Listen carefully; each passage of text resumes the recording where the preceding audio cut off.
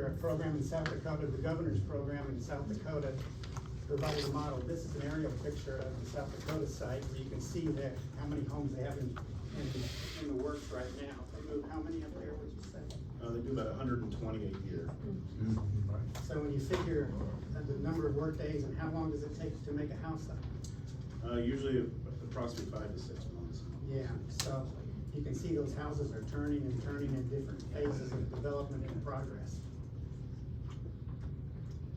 The principles for our program here in Iowa, which train incarcerated men in the building trades by building homes. You know, Gordon Howard had mentioned that he's the only provider for the IIs in this program. They come from the CRC down the hill here, and they're the ones that can participate in the program.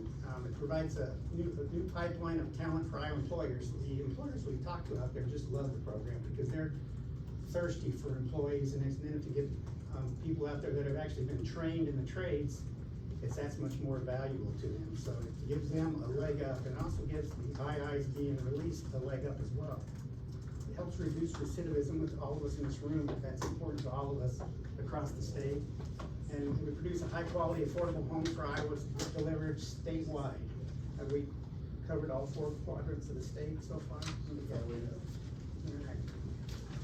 And I'm going to let you talk a little bit about the construction here. I'm going to slide over here. And we're going to do that. So a quick, I could talk for a long time, so I'll try to keep it short and not bore you too bad. But so currently we offer the exact same homes that South Dakota does. They're a great partnership with us. The homes are very solid built homes. They're 2x6 construction with 1.5-inch foam board on the exterior. We use high quality products from local Iowa companies, Pella, Diamond Vogel, Kinsler, Spawn and Rose here, which is local, you know, that sort of thing. So it helps, you know, not only building a good quality home, but also then, you know, the companies here in Iowa, and that's what we really strive to do too. So, like I said, the homes are very well built with top quality products. They're all 24 by 50, 1,200 square foot, 3-bedroom, 2-bath. We also offer a 2-bedroom. It's not a real popular model, but we do offer it. We're currently in the process of kind of changing up some of the roof lines to give some different looks for the 2024 next year. Currently they're offered at $90,000 delivered. We actually, like I say, build them on site. It's a stick-built home that we then load on a trailer and then transport to the site, and our own crew actually moves it off the trailer onto the house. Once it's there, the homeowner's responsibility, pretty minimal, other than it's completely built. The only thing it doesn't have is flooring and appliances. So once they get it, it's been inspected through every stage of the home by a third-party inspector, and we also have the state electrical inspector inspect the electric as well. So that piece of it is kind of a dual inspection, which we think that part is important. So, but like I said, it's, you know, it's a great opportunity for the men at CRC. We have approximately, we have approximately 55 to 60 guys. We offer, when they come to us, we offer a bunch of opportunities for apprenticeship programs, which is tied with the Department of Labor. So if they get enrolled in that program, if they're not able to finish it, they can continue it once they leave. It's just a, you know, some great opportunity for guys that really want to maybe change their lives and do something in a field that is really starving for this kind of labor. So we also offer an NCCR accredited course, which is nationally known. It's similar to what a building trades course would be like at a local community college, DMAC or something. Like I say, 55 to 60. There's a couple slides. Oh, I'm sorry, maybe I'm getting ahead here, so. No problem. So yeah, there talks a little bit about the income, you know, 113,000 taxable. South Dakota was a little less than that. The board decided to kind of raise that, to kind of open it up for more individuals around the state. You know, an individual can buy one a lifetime. Habitat, developers, cities, that they can buy multiples. There are some limitations on a developer, somebody that's building one or bringing one in on how much they can sell the home for, because the whole program was designed not for individuals to try to make money on the homes. It was really focused on the training aspect for the guys that are incarcerated to hopefully, once they leave, stay in those trades, so. Yeah, and they can't rent them. It's not designed for a developer to build a home and rent it or anything like that. That's not the purpose of the program.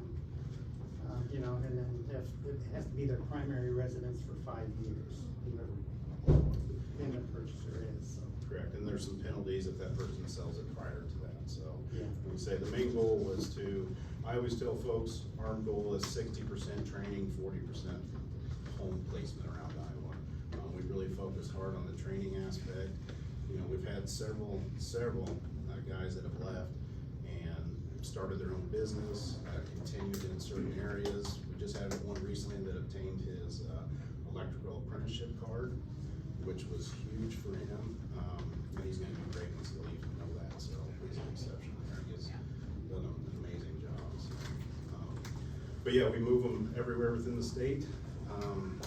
We just moved one to Rock Valley yesterday, 2 days ago, and that was 292 miles. So the guys have done an excellent job doing that, and it's really growing. This year we're hoping to get 44. I think it'll be a little closer to probably 40. We've set our goal next year for 62. I don't know why they didn't say 60 or 65. So that's our plan. That's kind of what we are shooting for. But there you can kind of see some of the things that they can get. The OSHA 10, we just had a class yesterday with that, and it has flagger training. That's kind of an example of the NCCR course that we offer. They get a card once they leave. As I tell guys, usually it's just some tools, no pun intended, that they can kind of put in their bag and take with them once they leave. They'll have come to an employer and say, this is what I've accomplished, this is what I've done, and they will know what that stuff is. They can actually use that card, and any employer can look that up and see everything they've accomplished while being incarcerated. So, And the next slide here tells us what we're here about, why we're doing what we do. Crew members are individuals that are working in the program. They're minimum security offenders from the facility here. They apply and interview for the Homes for Iowa positions. It's a voluntary position, so if they don't want to do it, they don't have to do it. If they think it's going to help them upon release and give them those skills and tools they need to succeed, it's there for them. They complete private employment opportunities. Afterwards, we had a career fair where we had 6 or 8 different contractors on site that were looking for employers and talked to the individuals who are going to be released in the near future. Some of them got almost job offers on the site before they were even released, so that's practically unheard of in the past, so that's wonderful. The 1-year recidivism rates is only 8% for crew members that are fully trained 6 months or more in the program, which is a phenomenal number when you look at recidivism. I'm sure we'll talk about that later, but I think we've had 100 men trained for at least 6 months, which will be opportunities for getting employment when they get out. I think that we get the next slide here. What we're looking for the future, we're hoping to improve crew member employer connections through those job fairs and through opportunities with them, through word of mouth. These contractors that cannot find an outlet are hearing about the program, and they're extremely excited to grab up some of those people that are getting released to come to work for them. Create a wraparound crew member benefits from the time they start to the time they leave us. We're hoping the system ourselves internally perfect the order system communication for pre, during, and post-time moves, which Chad didn't get into it, but if you can imagine that 292 miles, how many intersections did they have? How many power poles did they have to move? You're talking about a coordination effort that may take months prior to that day when they drive that 282 miles. And we hope to grow the program in the future, to 100 homes. I think you said the goal was 62 this current year. The goal is to get to 100 homes, which is pretty dynamic, but we think we can get there. And 100 crew members trained annually instead of 60. So it's nothing but a positive for all the guys that are employed in the program, and we see nothing but future success for that. There's kind of believe where you've delivered houses. No, this year's not, this is the last 3 years homes have been delivered, so you can see almost all 4 quadrants of the state, there has been some homes delivered to the different areas. Questions, or if you have any questions for us, board, or anything? Like I said, It's a good program. we're excited about it.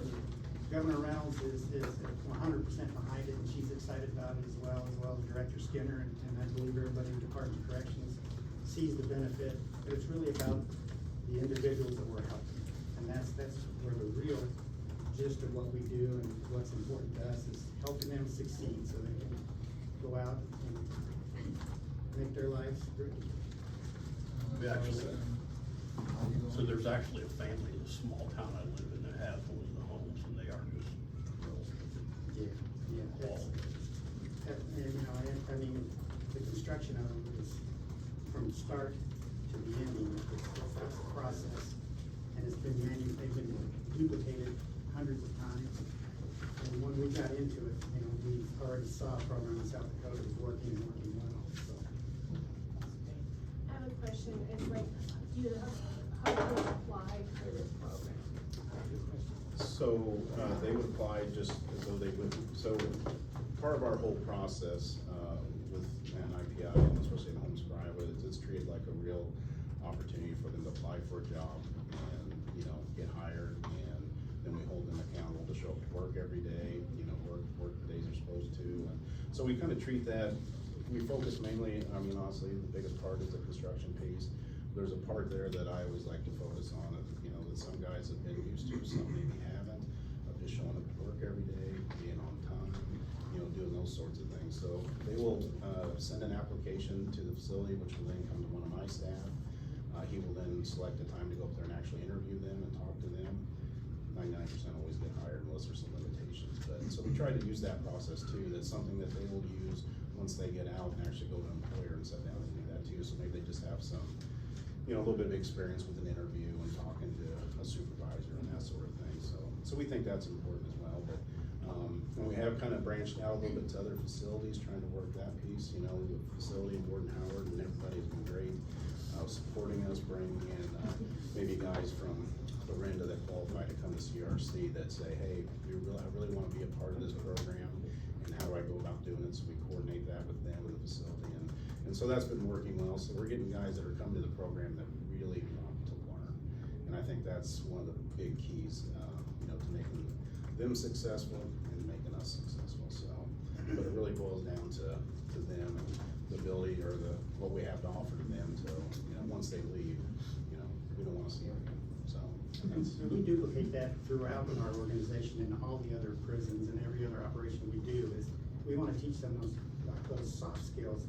Many times we interview people that never sat through an interview before and didn't know how to fill out an application. So we help them with all that stuff because when they leave us, when they go out into society, they're gonna have to do that same thing again, and we help coach them and teach them. So that's part of their learning process with us. If they don't have a high set or GED, we require them to work on that while they're working for us as well. So little stuff like that is giving them more tools to be successful. We try to mirror the public sector as much as we can. Do I have a follow-up question to that? There's something I was interested in with respect to the application and interview process. I was gonna ask, like, would you report it? It sounds like really the application and interview process is a way to gain those kind of soft skills. It's not necessarily have, No. it sounds like 99% Right. are accepted through the program, and it's really, And the facilities will have input on that Okay. too. If there's discipline or whatever it may be, there may be some factors that Right. will have to be taken into consideration. But we're 100% voluntary, so the people that want to come to work for us, we want them, you know, and we want to give them the skills and the abilities to go out and succeed. And they don't have to have any skills in constructions. In fact, we almost prefer that they don't. We have some that have tremendous amount of skill, and we have some, you know, tell folks that we've got guys that can't read tape measure. So, and then they actually, one example is by the time he left, he was, running the actual HVAC plumbing group. So they definitely, you know, because our staff that are down there were professionals before they came to the corrections.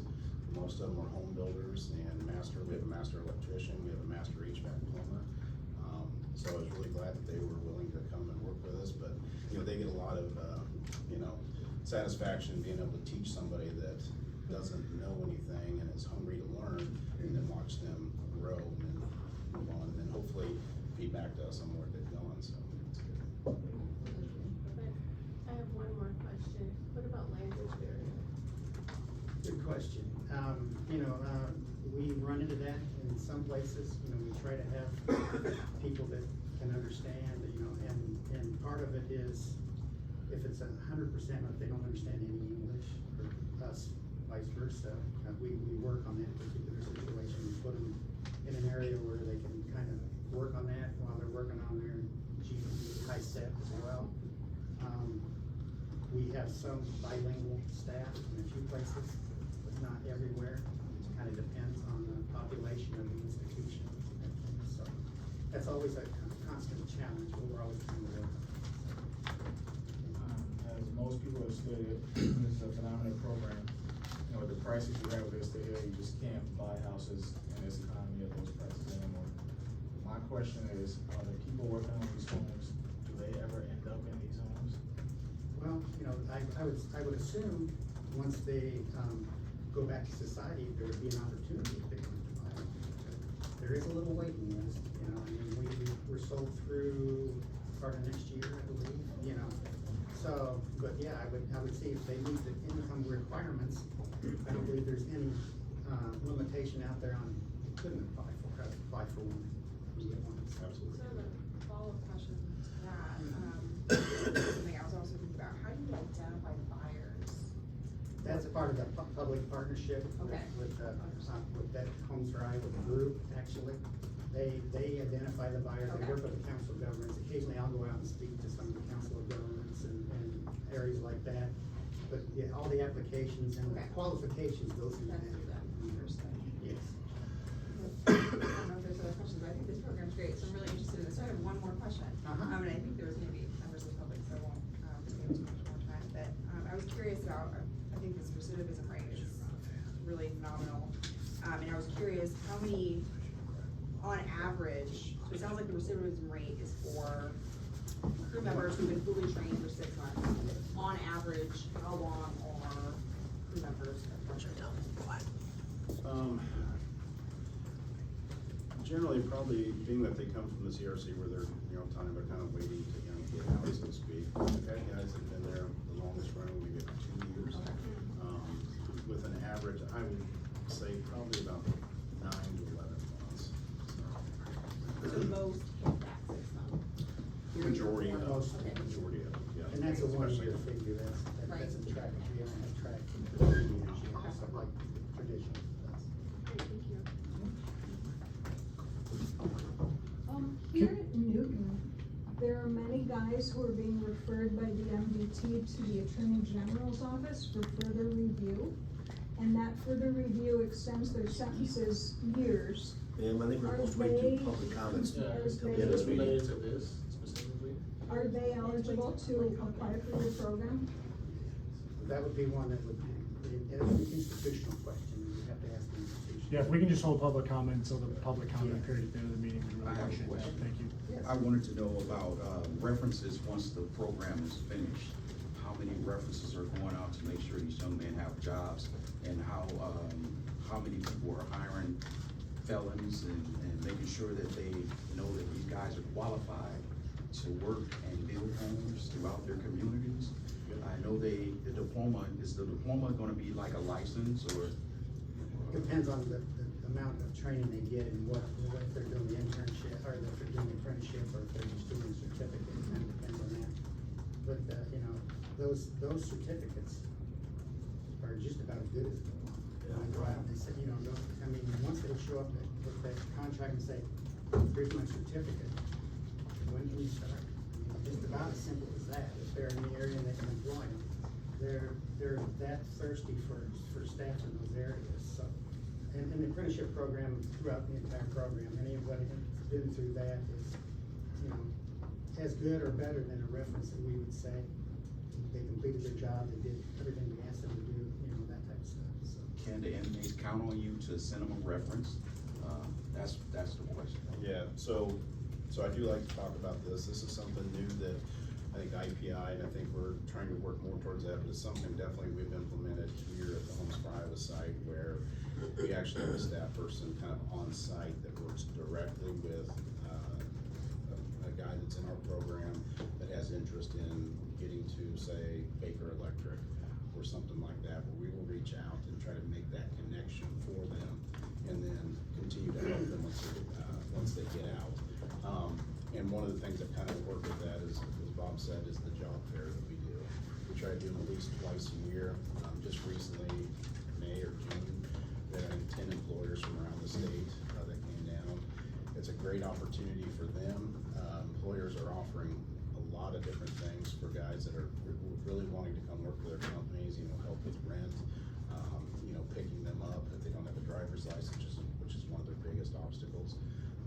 Different things like that. So we kind of really, that connection is now something that we're really working hard on. And, everybody that leaves that program, I'd say I probably talked to 97 or 8% directly the day before they leave to say, once you leave, if you get out and find yourself, needing some direction or help, and I can help you, please call me. And I usually give them a card once they leave. So that kind of helps them. If they find themselves like, I need pay stubs.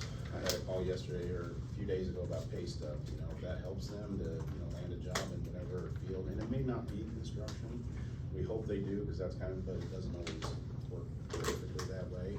But it is something that, we're really working hard to try to give them a direction of not just leaving us and turning our back and saying, see ya. This way they have, an avenue that maybe that can still help them, once they get out, so. And we will give general references to any of them that need it or ask. We will provide that to them. Sorry about that. We will provide that to them, just a general reference from IPI. It wouldn't be me personally saying, hey, you need to hire this person. IPI will say they've met all the requirements, they've done all everything we've asked them to do, here's their skills. So it's kind of a general reference. And that's across our entire organization as well, not only the Homes for Iowa, but everywhere we have programs. What's Home for Iowa's safety record? Safety record, what's Homes for Iowa safety record? I'd like to say it's perfect. They go through, before hired, they go through a course of a whole string of safety stuff, from being on scaffolding, from being in a platform over 6 feet off the ground, with you have to be harnessed off OSHA standards. So there's a whole wide range of stuff. Do accidents still happen? Yes. A slip of a utility knife, or a cut off of a piece of metal, or we do use pneumatic air nailers, things like that. I don't know the direct percentage, but if you have a recordable injury, if you have one once a month, that's probably a lot. So for the most part, for all the stuff that we do in the 24 homes that we're currently under construction, 60 guys, it's very low. I'm guessing you never had an OSHA visit We have. because of the safety record? No, just to come down and, we Ryan come down and look at us. We wanna know, we wanna make sure, one of the things that we look at, we wanna make sure, as I tell them, when they start with us, I want you to leave with all your fingers, your toes, your eyes, and your hearing, and all that good stuff. So we push safety, glasses, hearing, hard hats, all those things, make sure they're following the rules, and then that they understand them. They understand how a lot of guys will, I know how to run tests. So we make sure they go through the training piece before they operate whatever piece of equipment it is, and that they're trained on it, and then, they may need supervision in the beginning as they prove that, yes, they do understand the safety pieces of it, they could operate it on there. We do, we have a couple of small gales that they have to go through a training course with the staff and watch a safety video, but it gives them, again, another little license that they can take with them, that they don't have been trained and know how to operate a small lift. So, and then they can operate that lift on site, so. And we would mirror what's done in a lot of public companies too. And we also have OSHA visits at the other institutions as well, and we invite them, because everything we can learn from them and make it a safer environment for the guys in there working, or the ladies at Mitchellville too. We encourage that, so.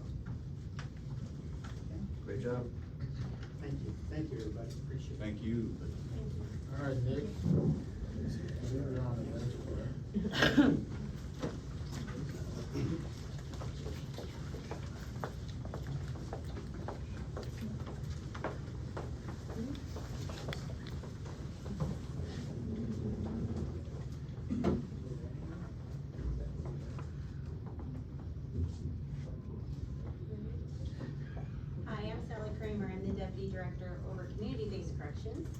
And I get the privilege of introducing Michelle Dix, who's in the back. She was assigned as our interim director for the 5th Judicial District after Jerry Evans resigned in July. And this is kind of a come-home week for Michelle. She started her career actually in Newton in 1993, so I'll let all of you do the math of how long she's been working. Started when I was 12. Yeah. And we were lucky in the 5th District when I worked there to hire her from Newton. She served a lot of different positions there. She was clinical services director here. She was a treatment services person in the 5th, assistant director. And then most recently, she was my assistant deputy. And so we're really thrilled to have her in this leadership position. So I guess I would respectfully ask that the board approve her appointment. Need a motion? Motion to approve. So moved. Second. All right. All in favor, say aye. Aye. Congratulations. Great, thank you.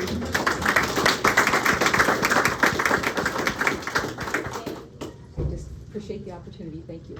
I think the only other thing I was gonna make her come up here is that, she was supposed to be wearing a different top, but I'm the Iowa representative and she's the Iowa state. Divided house. Thank you.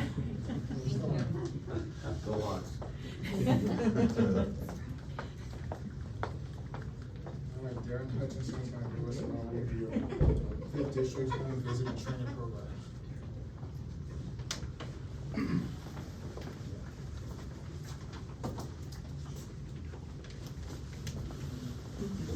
Before Darren starts, my name is Mike Brown. I'm the Assistant Director for the 5th Judicial District. I just wanted to do an introduction to Darren and the staff that we have from the 5th District here that are going to present this morning. I've been with the 5th District for 27 years. And as of July 1st, we all became Department of Corrections employees. So you now are our board. Hopefully no one's surprised by that. But we just wanted to have an opportunity to present some of the things that we do for the state of Iowa. And the first person who's going to present this morning, his name is Darren Hutchinson. He is actually the Eastern Division Supervisor for the 5th District. He started in 2009. He's a certified OC instructor, personal safety instructor, and leader of the personal safety team and safety committee. So with that, I'll turn it over to Darren. I'm going to tell you a little bit about what he does for the department. Thanks, Mike. Thank you, board, for having us here this morning to talk about what we're doing at the 5th.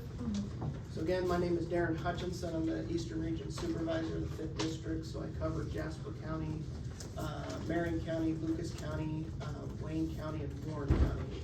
I supervise 11 staff members, mostly POs. So to talk about our personal safety training program that we have in our district. Again, we follow the DOC Learning Center curriculum. All of our staff are trained in that. I currently have 6 personal safety instructors, including myself. And I do want to give a shout out to Mike Duncan at the Learning Center, who's been a phenomenal assistant for us with questions and updating the curriculum. Just an amazing resource at the training center, just with our ideas and stuff, and he's worked with us very well. So we followed the DOC curriculum for our staff. So what we currently, the staff that are going through the training are residential officers in our facilities and probation officers in the field and in the facilities. So this year approximately we have 160 some staff that go through this training. We're currently in the midst of the training. We have about 6 or 7 classes left for the year. And so I think what makes our program successful is our instructors that we have. They are leaders in their areas. They are very workable. They're very looked up to and with their peers. So that's been really good. We create a really good atmosphere when it comes to training. You know, if nobody's ever been involved in personal safety training, it's a lot of close quarters, it's a lot of wrestling with each other, a lot of uncomfortable, situations, but, my instructors understand the importance of the skills and why we train on these issues. They understand that we all are different, our skill sets are different, our body types are different, and we really, make that training, fun, but also the importance of it, and also, no judgment. Again, it's, you know, it can be embarrassing on times of feeling like you're not good enough or you're not doing the skill good enough, but our ultimate goal is, learning that skill for situations that may arise in the work that we do. In addition to the personal safety, training, we also do scenarios, that we do differently than other, districts in the past, and the reason we do those is creating, just having a static environment that's safe, for staff members to make mistakes, to learn from those mistakes, and again, to have that open dialogue, to critique and to learn, so that we, you know, we have limited use of force incidents, and all those things. So that's our personal safety program. And so I included a couple pictures, I like pictures, I like to kind of represent our staff. So at the top of the pictures are a couple classes that we have on. Due to our capacity of our facility that we do our training in, we can only do about 12 to 15 staff members in those classes. So those are the top two. And then I'll kind of move into home visit training. So home visits, currently we have 12 PO2s, and those are in the region, so in our counties outside of Polk County that do home visits. And then we have 26 PO3s that do home visits, and 9 of those are fugitive team members. So what's the purpose of the home visit? So I'm just gonna speak on probation parole officers that are not certified. We have the fugitive team that's gonna speak after me.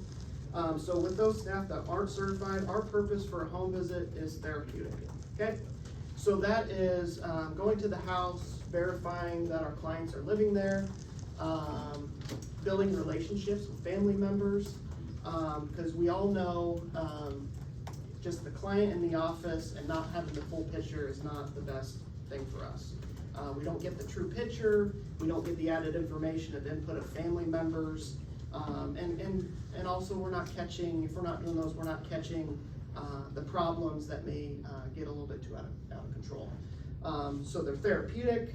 Our standard has been plain view, so when we're having conversations, we're looking around, looking at their rooms, meeting with family members, talking to them about concerns. So that's kind of our purpose. Again, I talked about our staffing, how many staff are doing those home visits. So this last year, I kind of talked about what we did this past year with the increase of STG, security threat group, things going on in Polk County and the fentanyl and some of the drug stuff. We did a classroom session where we brought in the Iowa Medical Cannabinoid Office, Des Moines Police Department, talked about some of the gangs, talked about some of the drug trends in Polk County, and we prepared our officers by every staff member that goes and does a home visit has 2 doses of Narcan in case of an exposure.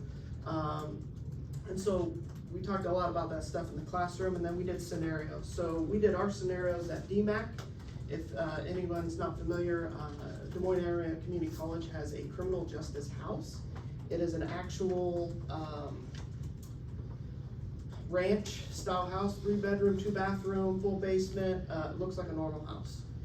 So we used that for training. We did 2 scenarios. One scenario was a staff did a home visit on the client who was on for heroin distribution. A staff member who did the home visit had an exposure and was out of commission. So that other staff member had to go through the procedure of first aid, calling for help, you know, making sure everybody else in the house was safe. And so we do those scenarios. You know, our staff do an excellent job of core correctional practices in the office, trauma-informed care in the office.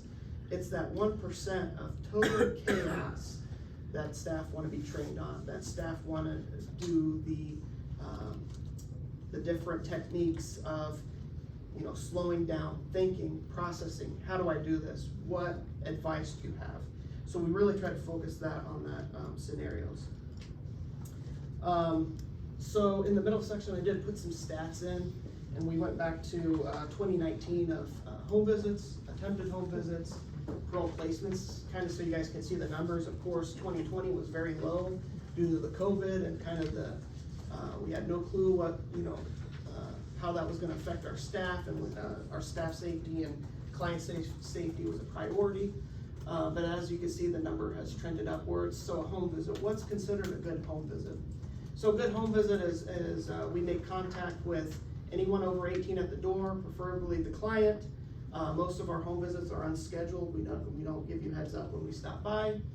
And so we want to, you know, if it's a family member, anybody over 18, that's gonna be a good home visit. Just to check in, are they living here? How are things going? Do you guys need any assistance? Do you guys need any resources, referrals? So our home visit attempteds are going to be, we knock on the door and no one answers. And then the home placement investigations, those are the pre-placements that we get from the institutions, with looking at, finding good housing, checking it, if it looks good, you know, approving those. So about the middle and towards the bottom, we have a classroom session when we did our home visit training. And then a couple of those pictures on the side are, we're doing feedback with the officers that are doing the home visit. And again, it's a regular ranch house, it's furnished. It was very, DMAC did a great job, and everybody that went into building that program was really awesome. So the last thing we'll talk about is for home visit training and any new officers. Besides the fugitive unit, the only tool that we use is OC, or oral resident capsicum. So our district, myself and Nick Corbin are OC instructors. And so we've really pushed having all the staff certified in that, and then also exposure. In the past, we didn't have an exposure, and anybody that's worked in the institutions or in law enforcement, being exposed to OC in a safe environment during training is the best option versus you're out in the field and you get sprayed by OC and you've never experienced it before. Anybody can attest that is one of the worst experiences you'll ever deal with. But going through the training and exposing the officers, they understand that they can get through it, they will survive with it. OC affects your, inflames your mucous membranes, and it's very painful, but again, the bottom picture I have on this screen is our first staff that we did an exposure with in the last few years, and they did a phenomenal job. Again, there are five female POs that rocked it, very proud of them. And you know, since then we've had a couple other classes, so that's the importance of why we do those things. You know, we just look forward, the 5th District being one team, and the fact that our district, there's 2 institutions in our district, Newton and Mitchellville. We look forward to sharing resources and anything we can do more with personal safety. So that's all I have. Thank you. Good job. I have a question.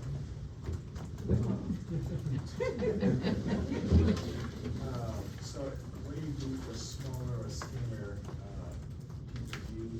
Are there areas that are not allowed in, or how do you do the training different for them? It's all the same, you know, gender, skill level, we try to give the most skills to everybody, because we don't, you know, if we look at the big picture of staff and clients, you know, I have, you know, a staff member that's 5'2" and supervising 300-pound men. The big thing is you have to go with a partner, you know, safety and numbers. We teach the same skills. There's a lot of skills in personal safety. I mean, I would encourage you guys, if you ever get a chance to go to the training, there's a lot of skills. I mean, we can put the littlest person against the biggest person, and it's knowing those skills and how to use them that are effective. And again, our number one skill in corrections is our mouth, and de-escalation and talking. How often do you have a situation where, a guard is overpowered? So the only staff we have, so we have residential officers, so they don't have handcuffs and OC in the facilities. You know, the fugitive team, they go hands-on with a lot of staff. Honestly, our residential officers, I don't remember the last time a staff member was assaulted. I will say on the field, it's been close with home visits. Me personally, with a partner, I would say 3 months ago was the closest I've ever been to spraying a subject, because he was, we met him on the street, didn't think anything of it, and he was highly under the influence. Had no clue who we were, thought we were doing something, you know, and so, again, that was verbal de-escalation and us understanding that safety issue, talking our way out of it, getting in the car and moving, so. Yep. Anything else?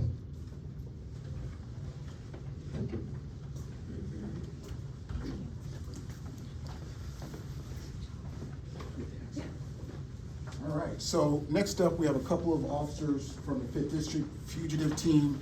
One thing I'll add to Darren's talk, go ahead, Kurt, you should. Room, man. Is that we do purchase as a department and issue ballistic vests to the staff that go into the field, so they're given that option to wear those vests when they go out into the field. So these are 2 officers on our fugitive team. Kind of as Darren alluded to, we have very, very high-risk people or dangerous situations or something that starts unraveling out in the field. This is who we call along with normal law enforcement. So our officers are PPO3s, but they're ILEA certified. They're obviously armed with arrest powers.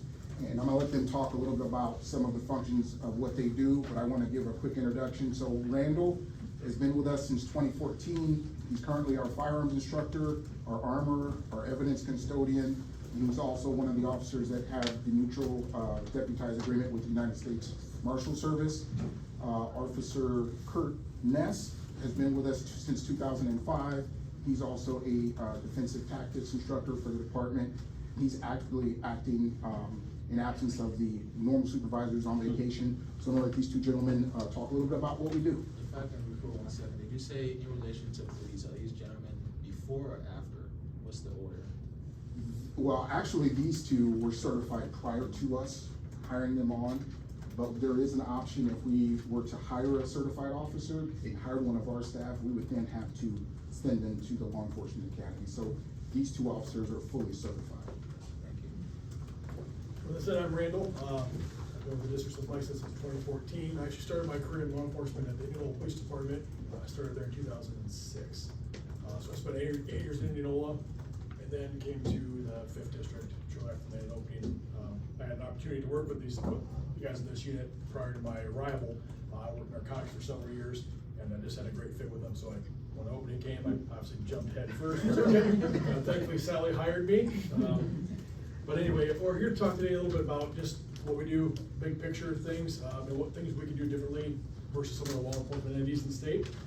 Go over a few statistics. I'm not as visual as Darren here. I just have some quick stats, but that's why we have a lot of the stuff like we can't show people being detained and things like that on video. But quick thing here, just the set the jumps are up top there. We had just under 750 arrests in 2023.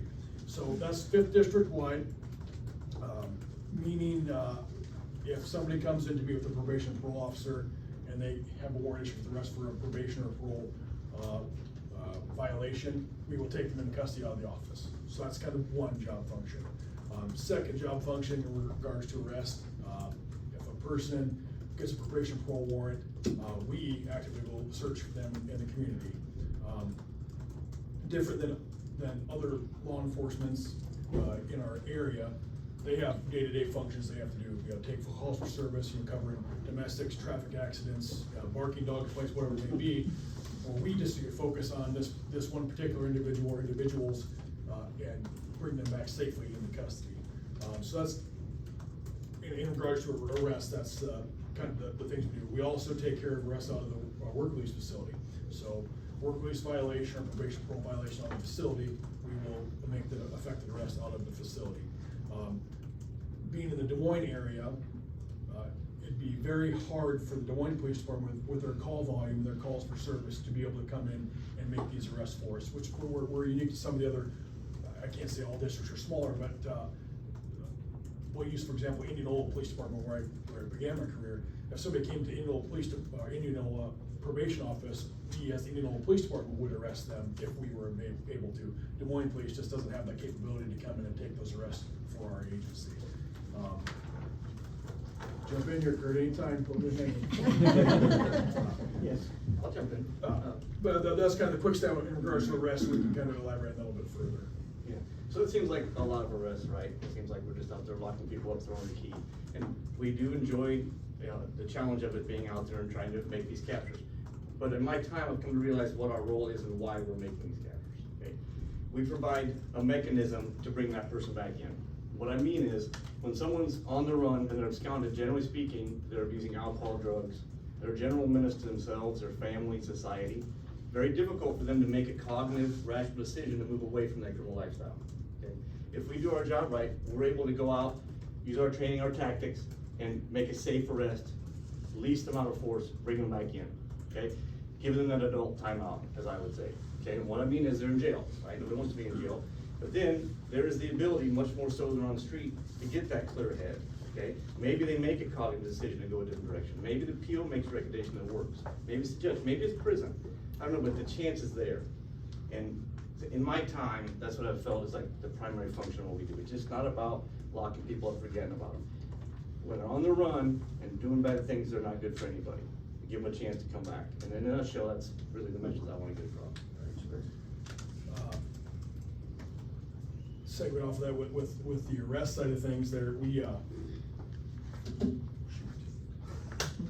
I ask a question? Yeah. Does each district have a fugitive team? That's what I want. No.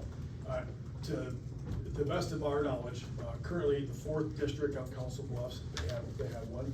The 8th district. And the 6th. And the 7th district, 4th, I said that. All right. But then the 7th district out of Davenport is starting their own. They were Kind of just, the larger communities. yeah, the 7th district was just appropriated funds to start one, so I just wanna do a shout out with these individuals too, because we haven't had a new fugitive team start, was it 20 years? Wow. So the 7th district developing this program is gonna take a lot of work, and I just wanna thank the other teams, because they all have been meeting with the 7th district, helping them, figure out policies and understand the mission and how it is that those should operate, so thanks to you guys for doing all that, that's been really helpful. Yeah, thank you guys. In regards to the kind of the arrest stuff, we do help the United States Marshals, both of us are task force officers with the U.S. Marshal Service, that's on the District of Iowa. So we are able to use some of their assets to help, resources to help effectively arrest folks that need to back in front of a judge. Particularly they left the state, right? The marshals are all over the scenes, where's And kind of the other little thing we do to help the state, we've been kind of, not that we have them frequently, more, but the escapes we have from, say, Newton, the minimum release facility here, we do help with those arrests also. So since 2016, there's been, including the one a couple weeks ago, there was an escape from here that was got captured from a different district, but we've been involved in all of them. So there was 4 from here, we captured all of them, our team captured all of them, and then there was also one from Mitchellville in 2020 that we captured.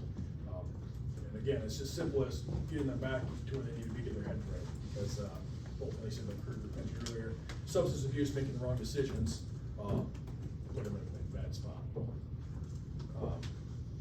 The other kind of main function we do for Darren touched on, we do home visits for our probation parole officers. So if we get somebody who's maybe a higher intensive person who needs a different home visit other than their typical parole officer to go check on them, we will go check on them, because obviously we feel there's a safety issue, we're armed, we can handle things a little differently than a standard probation parole officer who doesn't have the equipment to do so. We primarily always work in a group of at least 2 people together all the time. A lot of times it's 3.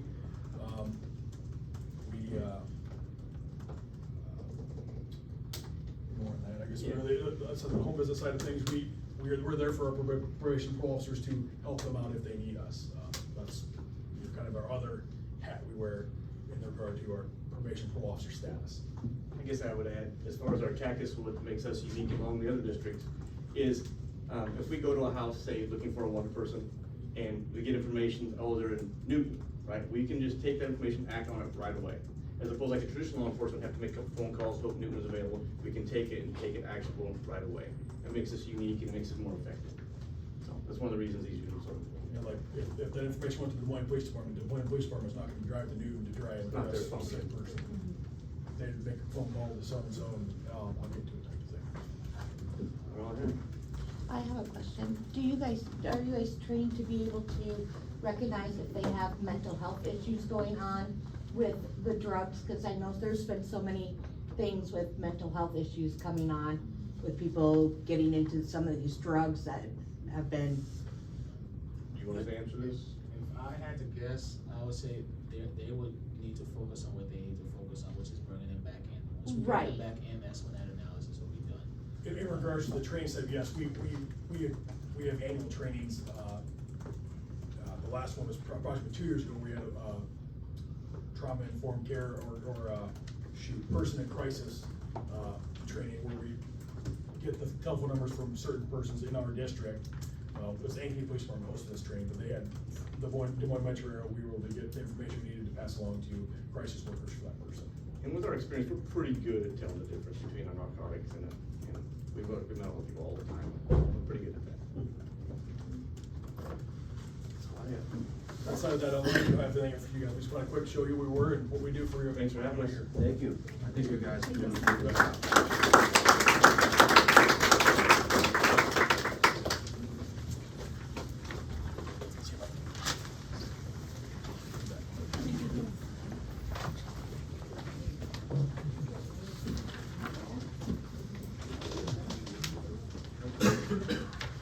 All right, budget update, Steve did.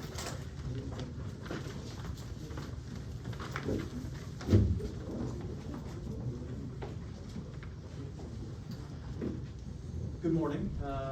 Welcome to Newton. I do want to give a shout out to the staff here that do the financial piece of Newton Correctional Facility. Brad Heyer has been with the department for a lot of years, a lot of experience in different capacities, and does a fantastic job of leading the business office and administration in its duties and making sure that we're financially sound. This is a facility that is not brand new. We have challenges that come on a regular basis with some of our facilities, our maintenance and such, and the staff here do a fantastic job of prioritizing those needs, making sure that we're taking care of those things, getting them put on major maintenance lists and such. So Brad's staff do a fantastic job hiring and such. So wanted to first give them a shout out. I did put financials in here for FY 2024. We are one month in, so there's not a whole lot to necessarily talk about with 24. I will let those kind of say what they need to say. Basically, we're operating, you know, on that front end of the fiscal year, ramping up some hiring that slows down typically at the end of the years and such. So I wanted to kind of focus on 23. We are finishing up our FY 23 fiscal year. That closes at the end of August. So we're kind of doing those final touches, paying those final bills, and closing things up. We do appear to be sitting in a good spot. We would expect every district, every institution, and all the central office appropriations to finish in the black. Which is our ultimate goal that we're charged with at the beginning of the fiscal year. Not that there haven't been challenges, there always have been challenges, and we see those and meet those and make those proper decisions. As I stated, hiring kind of ramps down a little bit towards the end of the fiscal year as we're trying to make those budgets. So now this is an opportunity to once again put those efforts into getting our positions filled. It takes a little bit of time to get those positions posted and hired. Of course, as all of you know, we do have certain challenges at certain places across the state, and we're taking every opportunity that we can to meet those. some of the additional things that we put in place, such as the additional, hiring, salaries in a couple of locations, bumping that up, starting to pay for COs. We're starting to see some gains, on applications, and ultimately the hires as well. So, we think that the fruits of that labor are yet to come, but we're making progress. The other piece that I wanted to hit on is FY25. We will bring forth, in September, the budget proposals for the department, and once again, aligned, budget for CBCs, institutions, and, central office. And that will include not only the general fund appropriation, but also capitals, such as rebuild Iowa infrastructure fund and technology projects. So we will be working on that in the next, month or so. And once again, the proposals will be brought to the board for, vote, in September. So, once again, not a whole lot as far as status for FY24 that was on the, as we just kind of started, but that's, I wanted to kind of keep it brief. I know there's a lot of other stuff going on, so, any questions for me at this point in time? What is the vacancy factor right now? So I think we've got, I did run some reports as of this morning. We've got a total of 293 vacancies in our prisons overall, and of that, about 214 are correctional officers. So once again, the bulk is always going to be that. We have made pretty good progress in a lot of locations, and once again, that end of the fiscal year where you're trying to make budget, it just slows it down and ramps those figures out. We would expect those numbers to go back down here in the next month or so. Knowing how difficult it's been to deal with staffing issue over the past couple of years, now we're losing our two, especially the medical side, now we're losing our two highest up medical folks. What's your plan to replace them? Is that improved up in the salary for that position? So both those positions have been posted at this point in time. I believe Dr. Greenfield's position, I think, closed yesterday possibly. We have candidates to interview, and the other position is posted as well.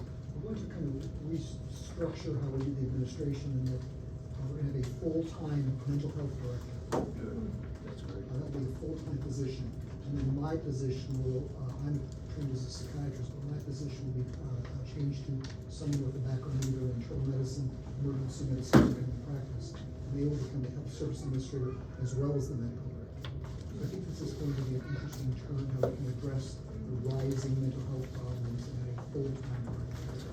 So we're very lucky that we have no openings for psychiatrists or psychologists at this time. Our positions are completely filled. That's great. So we got a plan. Yeah. It's a matter of getting those positions through the process, through the DAS process, and getting those applicants interviewed and making those hires. So. And one other thing, be rest assured, we have really top quality candidates that are interested, and I'm in ongoing discussions with all of them. That's great. Thank you. Thanks, Steve. Okay. I have one more question for you. So with the realignment, are you gonna be the main, you would have more assistance with all of these budgets to take care of, or? So I would kind of put it in the sense that we always have been. We always have been involved with the community-based corrections. We weren't necessarily the decision maker, but we were influencing, we were having those conversations on a regular basis, and we were monitoring their budgets. It's just now they're under our care and under the board's direction. So it's just almost like it's been going on. It's just now a formalized process. So yeah, and everybody is. I'll echo what was said earlier. I think the efforts have been fantastic on both sides. I think. Originally, yeah, there was some reluctance, but I think we're building that camaraderie, and everybody's working in that one common goal of working together. So, yeah, it's been good. Thank you. Thank you. We're now gonna move into public comment period. Before we start this, I'd like to ask that you keep your comments to 2 minutes, so that we have time to get everyone in. We open public comment period.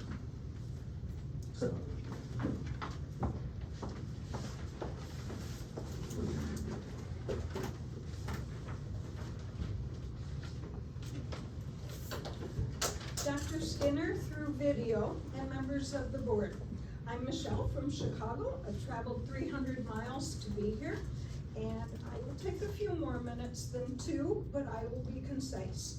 I'm an educator, I have a law degree as well, and I'm extremely disturbed at what is going on here at Newton. I've returned to continue the important conversation we started on June 2nd concerning the MDT, the multidisciplinary team appointed by Dr. Skinner. The MDT is sending a majority of the cases it reviews to the Attorney General's Office for Civil Commitment Review. And this is a problem because the law, Idaho Code 229A, is meant for this process to be for a small group of very dangerous people, but not for all of the people or majority. The MDT's decisions extend people's sentences for years, and it ignores that they've just finished treatment in your program. So if the treatment isn't working, why are we doing it? The MDT ignores people's significant accomplishments while in custody, and they don't consider their reentry plans. In doing so, the MDT has overcrowded the prison system, and it puts staff and incarcerated people in danger because it is so crowded. It's also a waste of taxpayer dollars, and this is an insult to Iowans, in my opinion. Iowa Code 229A.3 number 4 uses mandatory language which requires that the MDT review an individual within 30 days of receiving notice.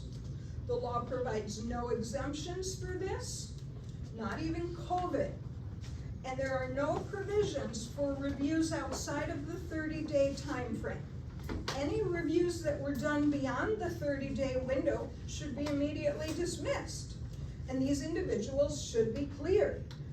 These cases are sitting at the AG's office in error, and in my view, the AG does not have the authority to review a case and possibly prosecute for an individual for commitment if their case was referred in violation of the law. In Eric Strang's case, after Eric completed the sex offender treatment here, and it's a very difficult program, Eric had an exit interview on June 30th, 2022. He was given notice by treatment corrector Craig Andrew, who was a member of the MDT. Eric's name was being submitted to the MDT for review on or about June 30th, 2022. Eric's case manager was there, Dustin Shannon, and Eric's teacher, facilitator, Michelle Humiston, was there. They both signed off on this on June 30th, 2022. There were 7 other individuals that day who finished treatment. Eric and another individual were not reviewed until November 28th, and they received decisions on December 19th, almost 6 months past the date that their names were submitted for review. Counselor Shannon made it clear to Eric. Over by a whole minute, it's in 3 minutes now, we have to make sure we get everyone else. Yeah, can we have those distributed to us, the comments, can you make copies and send that to us, we can read what you're saying? Can I give her my 2 minutes?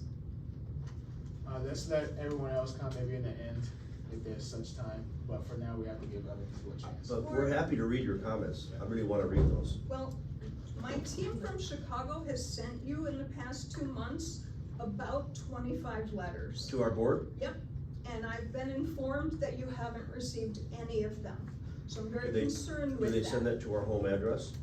I did not, I could. I sent it to, Joanna, in care of Dr. Skinner, in care of Joanna. I did not think it was proper to send it to your home address, although if you give me your addresses, I would be happy to do that. But many letters have been sent to you in the past 2 months. We would definitely, look into getting those letters, we haven't seen them, but we will go through all of it, feel free to Well, send. a I final respectfully request that you let me speak, because you did invite the public to speak. Right, but there's more than one person here, so we have to But get other people. I'm to speak speaking as well. for people, Eric Strang has waited 16 years for this day. Another guy, David Morrow, 20 years. And I'm respectfully sorry that it would inconvenience someone to listen beyond the time frame, and I don't mean to be rude, but why not listen to me? I have an important message. I'm willing to listen to you, I'm also willing to listen to everyone else that is here. That's wonderful.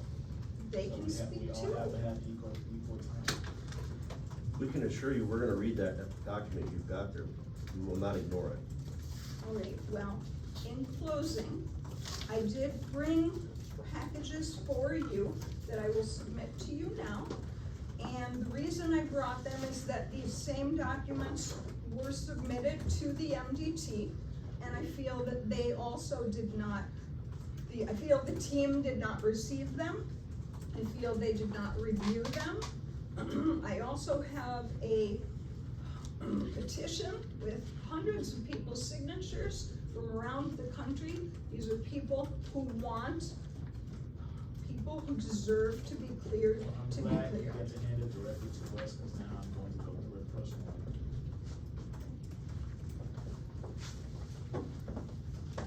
And I'll give you one for Ms. Williams as well. Thank you. Thank you. This will be for Dr. Stone. All right, thank you, board, for your time, and if you have time after the meeting, I would love to speak to you. Also, the two men that I wanted to talk to you about, they're sitting beyond these walls, and you can visit them today. On the back, I wrote their names and their numbers. The warden can easily call them over. It would take about 5 minutes, and you can speak to them yourselves. They're right here, and they're ready to speak to you. Thank you so much. Thank you.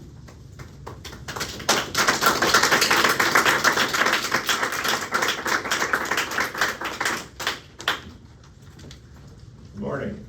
Good morning. My name is Steve Strang. I'm Eric's dad. I drove here from Dayton, Ohio to be here today. It's a long drive. I've been living in Dayton, Ohio for the past 12 years along with my wife and the youngest. But I grew up in northwest Iowa, near the small town of Melvin. It's about a half an hour west of the Iowa Great Lakes. I'm retired now, but I spent the best years of my career as an international sales manager for Townsend Engineering. They're once based in I love Iowa and think a lot about its future. But I'm here today to talk about the plight of my son Eric. His current situation is confusing, messy, complex, but we'll get there if you bear with me a little bit. My career travel required that I travel about 50% of the time. It's a little uncommon, but that's what my kids grew up with. We did, I think, pretty well. In spite of all that, we had a lot of fun on the farm, at the lakes, of course. Y'all, typical family, not perfect, but it wasn't bad either. There was a particularly painful and difficult divorce at a really bad time for my youngest. Eric especially, he's a young teenage boy, starting Iowa State. A lot of things going on. Just a little background. He also happens to be Filipino American. I only mention that because Eric and his siblings at one point or another had all been followed and or stopped by police officers, and if we were made to feel uncomfortable enough to let me know that it happened in the first place.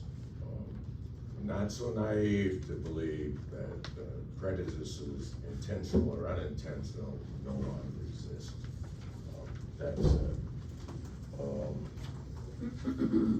Eric's prison number is 6363818, but he's a lot more than a number. He's a son, a grandson, a cousin, an uncle, a loved one, friend, supported by many.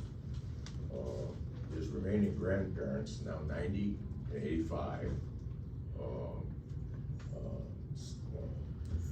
still on the farm. Thank you for coming today. Time is up again, unfortunately. We will keep Eric in our thoughts as we. Well, it's a whole lot more than just thoughts. These are deeds and actions. I'll be happy to furnish these review since it seems apparently you're not getting anywhere near the information you should be. I have my notes, but I will give you clean copies. It's a lot of information. And it's been 16 years of tremendous personal impact on me, my family. His grandparents would dearly love to see him released and visit them on the farm.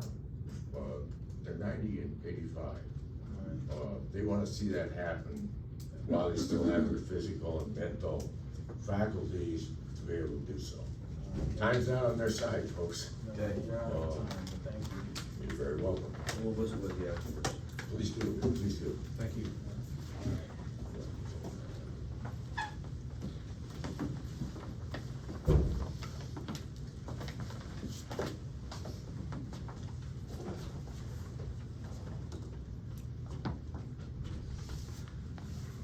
To Doc Skinner, who's absent, member of the board. My name is Bertha Johnson. I live in Waterloo, Iowa. Terrence Sells is my son. Terrence has been incarcerated in our prison system for 13 years for drugs and gun. He was a 20-year-old kid who fell in a bad crowd. According to your records, Terrence has spent at least 4 years in confinement and extreme social isolation that you call disciplinary detention. This does not include his past 3 in social isolation cells you call long-term housing restriction. Most of his isolation has been punished through trivial matters such as writing a book, arguing with guards. I do not have enough time to describe all of the physical and psychological abuse afflicted against my son by your prison system. But I will say, prior to coming to prison, Terrence did not suffer any mental illness. But after 6 years in your prison, he was diagnosed with schizophrenia. Your treatment for Terrence has been prescription drugs, more isolation, include suicidal watch. I'm here today despite my medical power of attorney. Your prison administration refused to tell me Terrence's current mental diagnosis and refused to meet with me to discuss his treatment. All I ask is Terrence get a diagnosis and be sent to the IMCC so we know what is he diagnosed with and continue. They constantly got him on a whole bunch of medications. So I want to know if he can be transferred to the IMCC, that way he can get the correct attention they deal with most of them. Thank you. 3 minutes.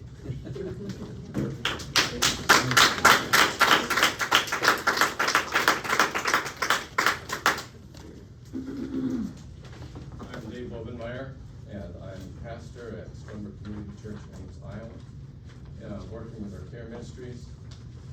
I wanted to speak to you. I really appreciate all of you and the work that you do. I just want to say that because working with people who are sinful and have lots of problems is difficult. And I know that all of you have a desire not only to keep the public safe, but also for rehabilitation of prisoners. And in 2002, David Wayne Morrow, a man who regularly visited our church and that we befriended, he was convicted of second-degree sexual assault. He was given 25 years for that conviction and 25-year sentence for burglary relating to the same incidents. He tried to get those two to serve consecutively, but that was denied. Last year, he was allowed to move from Anamosa to here to complete the program. And we were excited because we thought that, he was getting ready for parole. He took the program. He said at the end, he was screened as a very low risk to reoffend, 3 on a scale of 48. He's worked very hard to just to correct himself, to repent, to become a different man. And I guess I only have 3 minutes, so I can't say everything I wanted to.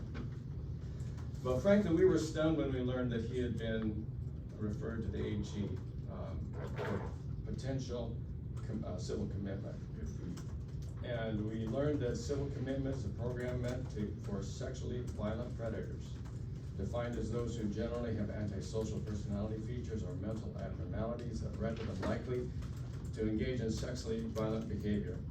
In our opinion, this does not at all fit David. He's well adjusted, he gets along well with others, he's gotten along with narcissistic individuals and others in prison for years that have been very hard to live with, and he's done well with it. He has no diagnosis of any mental abnormalities. No one has informed him of what abnormality he supposedly has. And he has thoroughly repented. I believe he's admitted his crime. He's worked through the wounding that is behind it. So I would encourage and ask you to look into what's happening with the multidisciplinary team. It just seems like they're sending way too many people to the Attorney General. And our friend, for sure, is not in the diagnosis of a sexual predator. He does have a sexual offense, but that's been 20 years ago, and he's worked through a lot of things in his own personal life. And I know we live in the Me Too age, and I know that there's been a rise of intolerance for sexual harassment and abuse, and that's a good thing. But I think sometimes our concern in that area, we start to think that people can't be rehabilitated, but they can. Even sexual abusers, they can rehabilitate. And I just would like to encourage you maybe to put even on your next month's agenda to look into this MDT and what's going on there, because it's way too many people, and our friend is definitely one. All right, thank you.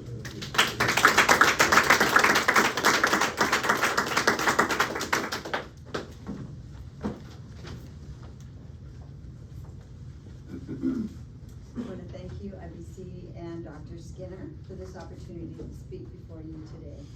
I'm Dawn Bovenmeyer, wife of Dave, and I'm involved with the counseling ministry in our church. My husband and I have become more personally acquainted with the prison system through this inmate friend of ours, David Morrow, whom we've now known for about 22 years. Being counselors, we're familiar at that time, as we got to know David, that he had childhood family dynamics that continued to affect our friend's thinking and ultimately contributed to his poor choices, leading to his crime. Since his incarceration, I've seen many positive changes in his thinking and behavior, including letting go of some of those deep hurts relating to his mom. It's borne fruit of reconciliation and a genuine growing appreciation and care for her. And theirs is now a healthy, respectful, and loving relationship as mother and son. Lots of factors have contributed to this: programs through the prison, his affiliation with a strong and encouraging faith, community of faith, his healthy interaction with me as a safe and caring woman, and most of all by his deep and growing relationship with Jesus Christ. As you're aware, the prison system and environment is stressful, and yet David has demonstrated repeatedly to us through letters, emails, phone calls, and visits that he is able to remain emotionally stable despite these challenges. At no time have either I or my husband felt he has a mental disorder or needs clinical care. Rather, he's exhibited growing maturity in living himself responsibly and wisely. When he was transferred here to Newton, David was eager to take the next steps toward release. He successfully, I will say very successfully, completed the treatment program this past spring, although it was grueling at times and emotionally challenging. Because of his clean record in prison and his success in the treatment program, we were sorely disappointed and shocked when we heard his case had been forwarded to the Attorney General. And as we were also eagerly expecting what appeared to be his soon release. And we were in the early stages of helping him prepare to adjust to life on the outside in contact with a local faith-based program in Ames.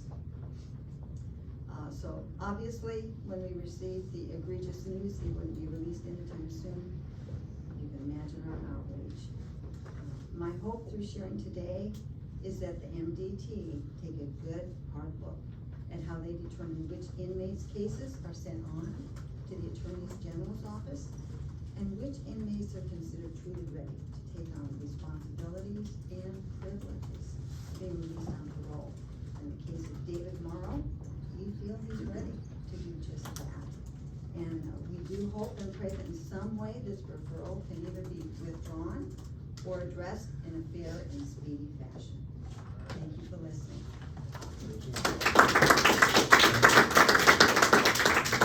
Just let me say, I cut this out in my speech because of time, but it'll be 13 years before the Attorney General will pick up on him. The Attorney General does not start to look at these cases until 90 days before release date, which for David is 13 years. And the Buick string is 6 years. So these decisions Okay, have- I'm Larry Smith, as reported before. I'm on the board, a board member of the Iowa Cure based in Des Moines, which is Citizens United for the Rehabilitation of Parents. We get a lot of letters from inmates and family still concerning the visiting that's going on in the prisons, that it is just still far below where it was before, prior to COVID. Prior to COVID, it was 4 hours a day, 4 days a week. Now it's down to 2 days a week and 2 hours. This is the in-person business. There's still the Zoom business that go on alternative days. And when, now with the new restrictions, when you go to visit, you have to, of course, put your shoes and your belts and your change, your jackets, all that into the scanner. And then you go to pat-down search and go through the scanner besides.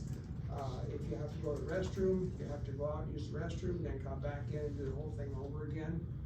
This seems to be quite a bit of hardship, especially for people with children, and especially older adults. And there's also, of course, the vending machine problem, and with that, they still have the food in the vending machines. It seems to be a concept that most, if there's drugs being brought in, this is gonna stop the drugs from coming in by doing the strict searches.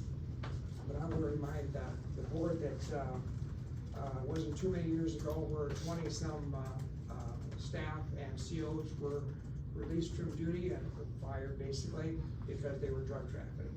So I want you to keep that in mind with when these new rules are made up about the public, but still the staff, there's no new rules for them. Also,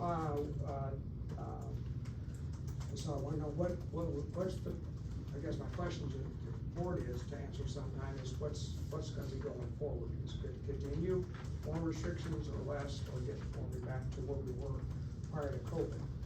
There's another concern I got a couple of letters on this already, and this is a prison policy. I went to look up this prison policy, and they're no longer sent to realignment on the website. I want to know if that's going to be a permanent thing where we cannot have access to public policies that are concerned with prisons, or if they're going to be put back on there eventually. We'll be happy to get those answers for you. We're unfortunately out of time. The next person, which is going to be right here. Thank you for your time today.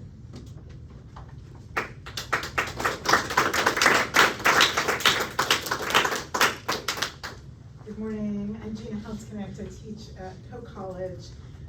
Iowa appears to be the only state that has not allowed non-religious volunteers back into the prisons after the COVID shutdown. Given the department's focus on evidence-based practices and the strong, consistent evidence for the positive impact of programs on incarcerated individuals, recidivism rates, and prison safety, what are the plans and timeline to reintroduce volunteer staffed rehabilitative programs into prisons? When I taught at IMCC pre-COVID, there were a wealth of programs, everything from dog training to Toastmasters, choir, yoga, gardening, art and writing clubs, and more. And I knew from my students how beneficial they were. Volunteers in Iowa are ready to resume programs with no cost to DOC, other than the staffing necessary for the department's security protocols, which I think we all understand is the highest priority. I am interested in how I may contribute, as I know others are. I was invited to submit a proposal in June. I've heard it was not approved, but have not yet heard anything about why or about program guidelines. I know that everyone is busy, especially with the realignment, and I also know that there is strong interest in participating in programs by people incarcerated in Iowa and strong interest in providing them by volunteers. So my questions are, what is the role of volunteer staff programs in the department's mission of creating opportunities for safer communities? What is or will be the processes by which volunteer staff programs are reviewed, and what are the criteria to be approved? What other states provide models and examples for Iowa in rebuilding programs and establishing the necessary security? How can the public advocate for the department's needs? And how can those interested in volunteering to promote positive outcomes for those incarcerated in Iowa work productively with the DOC on our shared goals? Thank you. Thank you. Do you represent a particular organization? I teach at Coe College. I'm the director of our Prison Learning Initiative, which I would love to talk to any of you more about and invite you all to come participate in our activities. But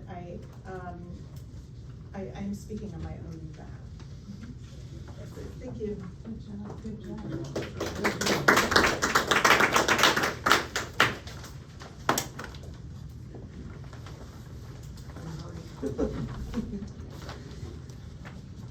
My name is Lisa Feeney. I'm from Omaha, Nebraska. I'm prior law enforcement, retired.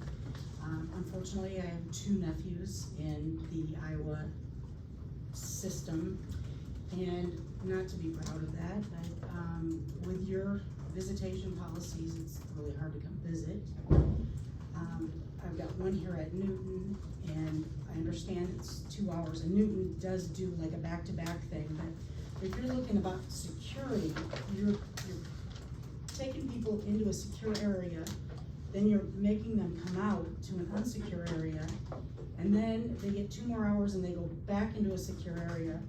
I just don't see the reasoning behind that. I mean, I get you don't want anything coming into the prison system, I get it. But having them come and go to go to the bathroom just seems like a lot of wasted time. The other thing is I've come here, you get 2 hours, you come in, you sign in, you go to the bathroom, get everything done before you go in, but they don't start letting you in until the time your visit is supposed to start. Okay, I drive here 2.5 hours, 3 hours, whatever, to get here, and by the time I get in there, 20 minutes of my visit is gone. I didn't do anything wrong, and I feel like I'm being punished. So I just want to know why this was going on, and what can be done to make it a little bit better. So that's my point. Thank you.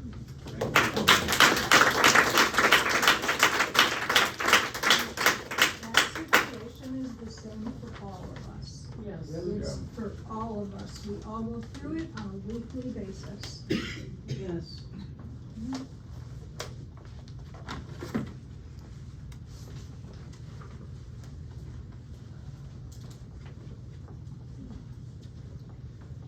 My name is Shelley Knudsen. I spoke at the last meeting about health issues my husband was having. He has finally been seen for the lump in his throat, but he is still supposed to be seen for physical therapy for his other issues he was having with his prostate problems, and they still have not yet got him into that. He just had a telehealth visit that he had no idea that was even gonna happen from Iowa City, and Iowa City was wondering why he has not yet been up there for physical therapy or for a revisit on his prostate issues. And at the last meeting we had at ISP, Beth Skinner had told me she would give me a call and to talk to me about some of these issues that my husband was having. I have not yet received that phone call from her. I also have a grievance report that my husband had filled out that he was having from when I let you guys know about how he was having to strip in and out at work to go to the restroom and having to use the restroom underneath a camera, and then having to strip back in and out every time he had to go to the cell and back and forth. And they denied his grievance, and they told him that he could not even apply for a appeal behind it. and I have all the paperwork that he sent me from it. And even in the appeal part, it says he cannot apply, or in the grievance, it tells him not to, file for an appeal unless he has additional evidence that there's nothing they will do for him. Well, the additional evidence would be on their cameras that they have, you know, from where they make my husband go to the bathroom. They could go back and see when my husband's working, that they make him go to the bathroom under a camera, which I don't think is where it needed for him to use the restroom and then have to go back to where, when the bathroom is right where they're sending him, and strip in and out constantly before he can go back in to do laundry. So, and if you guys would like to look at the paperwork, I do have that, and I'm more than willing for you to be able to see it and see what was said and who wrote it and who reviewed his stuff. So that's all I have to say before you cut me off, 'cause I'm sure it's coming. Thank you.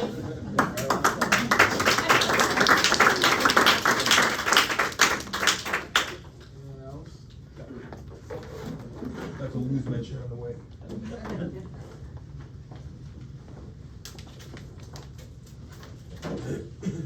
Folks, I am Patrick Stahl. I am with Des Moines Mutual Aid's Prison Abolition Committee, and I'm just here to read a list of demands that prisoners have submitted to us to give to you and to Beth Skinner, wherever she's watching from. First is decarceration. You need to minimize the number of individuals being arrested. Parole boards need to release people, and the government must commute sentences in order to decrease the prison and jail population enough to allow for safety protocols. Suspend ICE enforcement and release immigrants in ICE custody, especially individuals that are most vulnerable to coronavirus. The majority of people being detained by ICE are no danger to the community. Need to reinstate the prior visitation policy, like our other folks have said, for in-person visits of 5 days a week, 8 times per person per month, with visitors able to come during visiting hours when convenient for them. Weekend visits should not count as quote-unquote special visits, but rather as 2 of the 8 allotted visits. With the new policy, each individual is only allowed 1 in-person visit and 1 video visit per week, which is a huge burden on people with large families and support networks, especially for family and friends who come and visit out of town. I just wondered, to raise your hands, how many people have loved ones inside that are having trouble visiting? It's like half the room.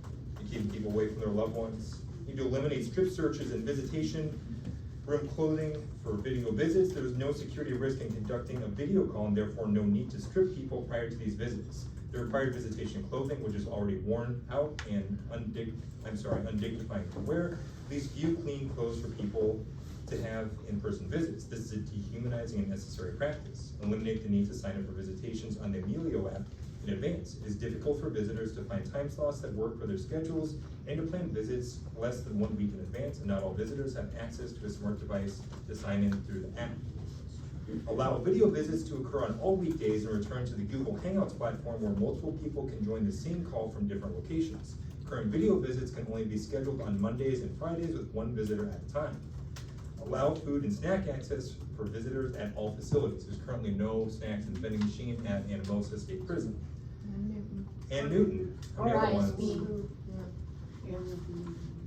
Ensure that snail mail and photographs arrive in a timely manner, less than 2 weeks delivered with no additional financial barriers besides postage. Currently, the mail system through Pigeon Link takes anywhere from 2 weeks to multiple months for mail to be delivered to people in prison. Ensure that copies of photographs received by mail are of good or original quality. Scanned copies of photos on printer paper make images appear blurry, and they are often folded up and creased down the middle when received. Eliminate requirement of wearing wristbands to indicate tip level. Incarcerated people in Iowa already have colored stickers on their ID cards so that staff can check their levels. Wearing wristbands is unnecessary and dehumanizing. Pay all incarcerated workers a living wage. Prices of commissary products have doubled and even tripled in the last month, with no increases in wages for incarcerated workers. Are those IPI guys still here? Does anyone know how much they pay those people per hour? I don't think so, but your time is up. I got just 2 more. I'll keep going really quick. Otherwise, I can have my friends come up here and keep reading the bands, but. Can you tell me? No, don't keep going. I'm just gonna keep going, I just got two more. Okay, so provide adequate mental health services and resources for all incarcerated people who want or need them, and ensure these services are available at all times. Allow incarcerated people to visit, access all media and music purchased on their tablets. The state switches to a new vendor. Clarify the specific parameters and guidelines used to determine whether or not an individual's commutation will be approved by the governor. Said I got two more if you wanna read them. It's on this sheet right here. You're not next, you can have a seat. I just. Okay, I'll finish up then. I need to end the practice of taking money out of paychecks for quote unquote. Sir, you're done. Please take your seat. Just take my consent. No. Sir. The answer is Taking no. money out, okay, I'll sit down. Taking money out of incarcerated individuals' wages while not giving restitution to them and their families, and they're all victims of crime. Sir, let's go. Okay, you want me to go? Let me grab my stuff.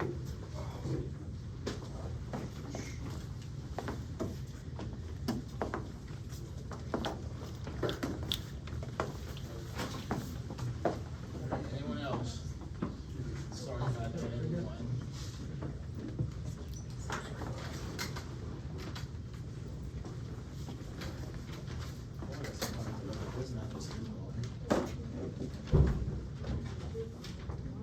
So I did not plan on speaking. My name is Heather Streeter and I live in Ankeny. And that is my cousin, and this is my first time being here. I visited my second cousin to be here in prison about a month ago. And this whole process is very weird for me. It's different. I will say I listen to a lot of people talk about the visitations. That is crazy. I live in Ankeny, it's about 35 minutes. But trying to get time to see him is very interesting. I didn't know it changed. I would say I would ditto that from a suburban mom. I mean, I have time off, but it's very difficult to come visit people. And then the whole process about that MDT, and this is all new to me too, but I'm surprised that you guys have not seen the information that I've sent. I've sent letters to Dr. Skinner. I've served on several boards within Ankeny, and I understand you guys are really busy and they might not get trickled down, but I'm kind of shocked that you guys don't get that information that is coming. I know Michelle's worked her, butt off, trying to get things communicated and stuff, and I'm sure you get a lot of people standing up here talking about the people that are being incarcerated and wanting them to be reviewed and stuff like that, but I'm telling you, if you look at Eric's case, it is shocking. Like, I didn't know about this until about a year ago, and he was incarcerated. No one really told me what had happened, and once I found out, it was crazy. I mean, like, just 17 years for doing something that my kid, who just graduated college, could have done. I mean, just look at his case, that's all I'm asking, just review his case and look at it. It's very interesting. Sorry. But I just look at when a kid like my son is the same age as Eric, and it could happen to him because he was drinking. And I know my son is not the perfect, but he graduated, he's just fine. But it's just those little things that you just want to look at. And I'm sure there's cases that, nobody saw that gets slipped through the cracks. I understand that, but we tried really hard in the last year or so to get that looked at. And I'm kind of surprised that from a board that does manage that MDT, you guys don't know what's going on with that. So I would just clearly look at her documentation that she's had. It's eye-opening, it's really shocking to see what happened. So coming from someone who has never been anybody in prison or has ever even been in Newton, it's very different. So I did want to speak, I did not have anything prepared, but I would highly recommend looking. Thank you.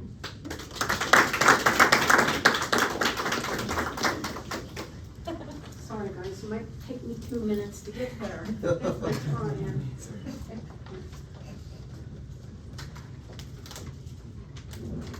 My name is Susan Smelda and I have a son that's incarcerated. I am a master's in nursing education. I have my BSN, I have my RN. I have a current Iowa license. I'm gonna try to make this sweet and short. My son needs help. He has been on antibiotics off and on for 5 months.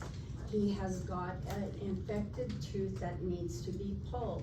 He needs Cassidy Young. He needs to go to an oral surgeon. There's been multiple issues. I want to tell you, thank you so much for finally posting the Board of Nurses telephone number so people that have medical issues that are incarcerated can directly call them and tell them what their issues are. That's one thing, real fast. My understanding is that video, they're trying to do away eventually with in-person visits, and that's why we're having issues. They want to go to all video visits. as a nurse, you can take statistics and you can manipulate them any way you want.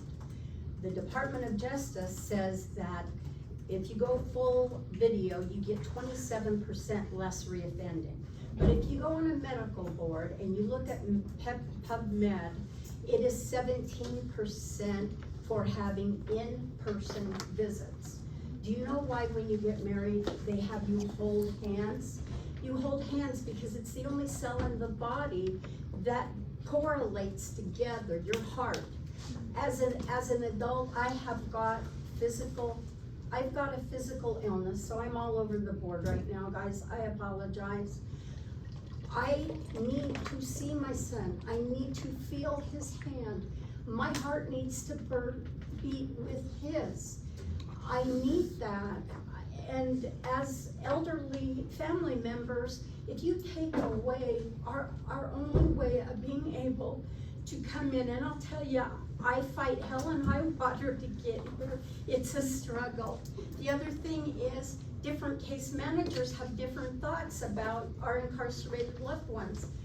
One case manager will get them through a program and get them out with the same everything, and another one holds on to them. How can two people have so much power to make a decision? The board is made up of more than two people.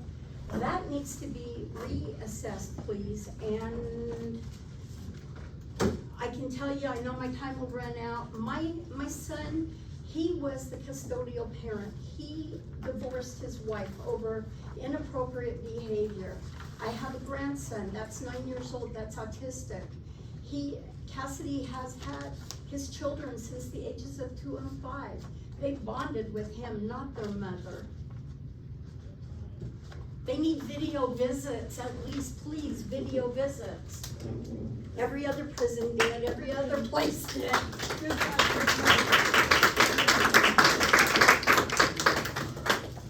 anyone else with other comments? I can't go up there because I have a longer. If you, are you able to stand? You don't have to. My name is Sean Carnival. I have a son here. His name is Christopher Lacey Ash.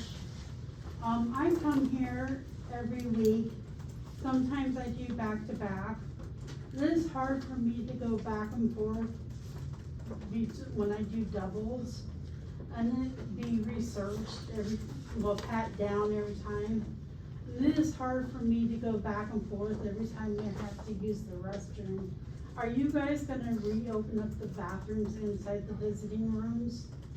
And are you guys gonna be putting, the vending machines back in there? We have diabetics. I'm a diabetic, and sometimes I need something to eat. My son's concerned that when he's losing his lunchtime sometimes when we do the doubles. We come at 10:30 usually, and a lot of times when we do our doubles, we come at 8 o'clock in the morning, so we leave early in the morning. That's why we're here to ask about the vending machines. And he's concerned that when you guys do the CVSAs or whatever, the voice analyzers, that you're putting them in, that you guys are setting them up to fail to get out. He's done his class, and now he's gotta do his exit interview. So you guys, he's waiting on the voice panel thing, and he's waiting on his exit. He's waiting to be set up to put, he's in here for something he did not do. He was set up for this, what was happening. His brother did the crime, and he's doing the time. My son is autistic. He was heavily medicated, and his dad and stepmom made him take the fall for what his brother did. So now he's being set up to fail for another crime that he did not do. I'm begging you guys to help, not make him stay in longer than he has to. What's his name again? Christopher Lacey Ash. He's been locked up since he was 16 years old, and he went to prison right when he turned 18. He is now turned 28. Thank you. Good job. I saw one other person. Yeah. This is my husband, Fred Olson. He's a grandpa. Here's us. He is in here for spanking my daughter's butt. Discipline is a parent. We went through court, did a plea deal, judge's orders. There's nothing in here that says anything about this SODP. This is an aggravated misdemeanor that is in the court, it's not a felony. We have a psychosexual evaluation that says, their computer testing, that he is not a candidate for these classes. It would mentally disturb him to go through these classes. It is not recommended. He has Asperger's disease. He's a veteran, never been in trouble before, under VA medical care. Since he's been here, he's been written up for using a wheelchair. He's been written up for not taking medicines properly. He's found out that his medications have been laced with Spiro or saltpeter, used in the military to control sexual urges, I guess if you want to put it that way. We have a PSI, the pre-sentence investigation here, that doesn't recommend these classes for him. The original plan was to send him home. I was filling out his exit paperwork. The DOC here says that I forged a signature. Here's the paperwork. There's no forged signatures. I asked them to call the notary. No, they wouldn't. So now they're sending him to a halfway house, which means we have to pay so much a month for him to go to this halfway house. We are a military income fixed family. There's only so much income. By having to pay this, I'm going to lose my place of residence. And in retaliation for this sheet, I am my husband's only supporter. The only one that comes and visits, the only one who writes. Since this paper with the forgery, they've cut off all my visits, all my contacts with my husband. He has gone to mental lockdown several times. I've asked for things to be done with Dallas Ellsworth, with sexual harassment, with me specifically, during visits. Nothing happens. I've asked to speak with a warden, I've asked to speak with Skinner. Everybody keeps pushing me off. Nobody wants to take accountability for the actions of the DOC. So I am asking you to please look at my husband's case. Do not send him to the halfway house. I will make sure he gets to this class and admits to things that he didn't do just to get through the class. There's no evidence-based research on this SODP. The person that did his psychosexual evaluation often does classes and trainings for the DOC. So she is very respectful, Tracy Thomas. So I am asking you guys to please look at what's going on with DOC. I've exposed a lot of things in here, from COs, with sex, with drugs inside the facility, and nobody cares to listen. Do you have something for us? So, I can make copies of these, but like I said, I've sent letters to everybody, not getting it, nobody responds, the same old rigmarole. So, we need change. Thank you for your time.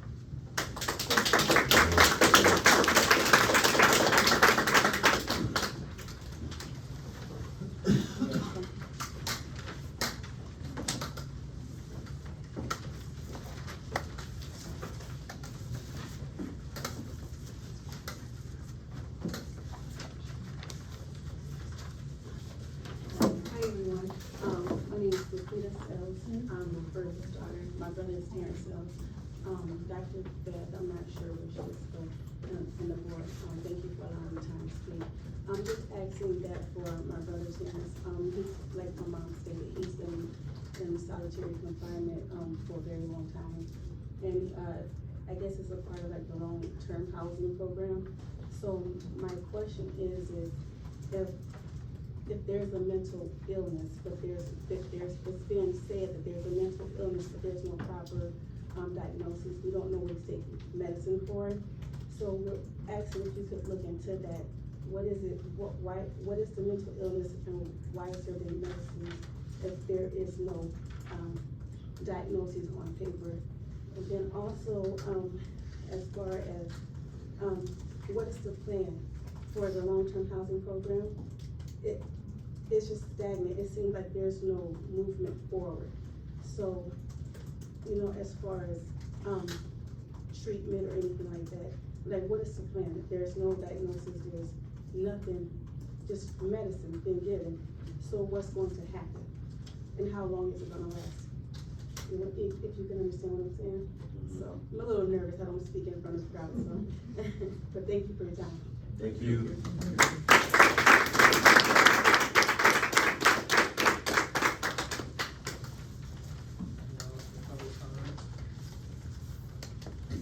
I forgot to mention, my son has Asperger's.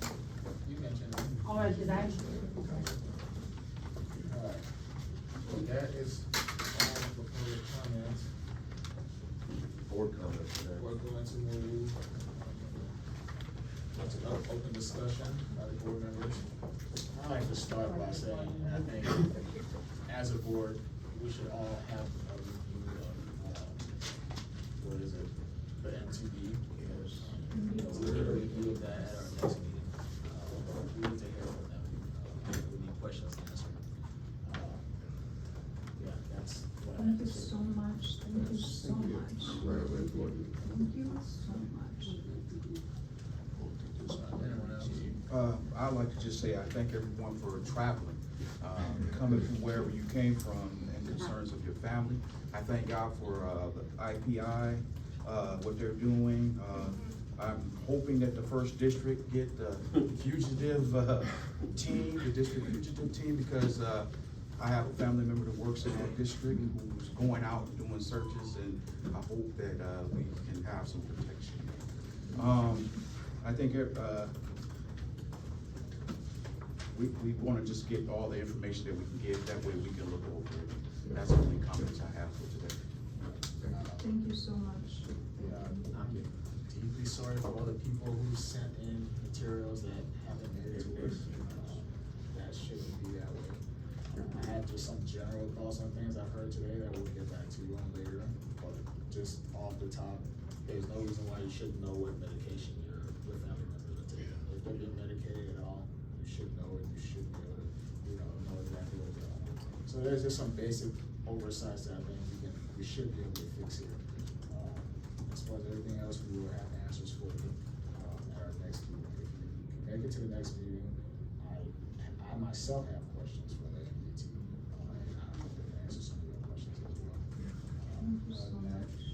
Deeply sorry for all of the things that we've heard today, but we'll try and work through them all. I just have one suggestion too, maybe the next meeting have just a real brief update on visitation rules. I'm sure they're different for every facility. Be kind of interesting to learn about that. Yeah. They are very different. Well, no, I'd just like to get an update on it. That helps us here. All right. Next up is adjournment. No one So has, moved. all right. And a second? Second. All in favor of dismissing this meeting, say aye. Aye. Only one person said aye.